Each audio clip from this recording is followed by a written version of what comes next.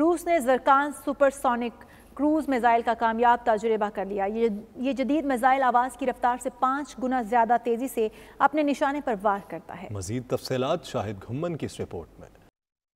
روس کا زرکان super sonic cruise missile کا کامیاب تجربہ۔ روسی وزارت دفاع کے مطابق برینٹس سمندر میں ایڈمرل گورشکوف فریگیٹ سے Zircon hypersonic cruise missile launch کیا گیا اور اس کا نشانہ 400 کلومیٹر فاصلے پر تھا۔ برینٹس سمندر بحیرہ اوقیانوس میں ناروے اور روس کے شمالی ساحلوں سے پرے واقع جزوی سمندر ہے، جس کی حدود ناروے اور روس کے درمیان منقسم ہے۔ روس اس قسم کے میزائلوں کے متعدد تجربات کر چکا ہے اور اپنے جنگی جہازوں اور آبدوزوں پر انہیں نصب کرنے کی منصوبہ بندی بھی کر رہا ہے۔ روسی صدر ولادیمیر پوتن نے فروری 2019 میں قوم سے خطاب کرتے ہوئے ایسے نئے ہتھیار کے بارے میں انکشاف کیا تھا۔ انہوں نے کہا تھا کہ یہ میزائل زمین اور سمندر میں 1000 کلومیٹر تک مار کر سکتے ہیں اور یہ آواز سے 5 گنا زیادہ رفتار سے پرواز کرتے ہوئے کامیابی کے ساتھ اپنے ٹارگٹ تک پہنچنے کی اہلیت رکھتے ہیں۔ شاہد گھمن، 92 نیوز، ماسکو، رشیا۔